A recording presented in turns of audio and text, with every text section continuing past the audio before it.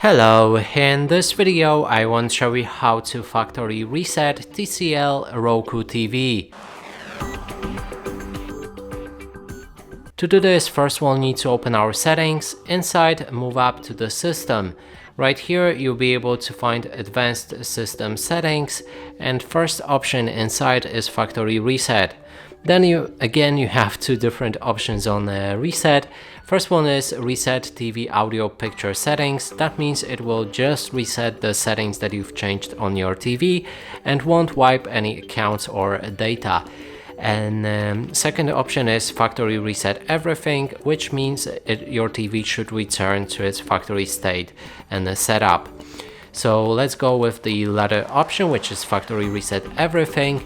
And now it asks us for the PIN password, and you can find that code underneath right there. So type in that PIN 7759, click on OK and start factory reset. Now after a few moments it should return to the setup, and that means our factory reset is finished.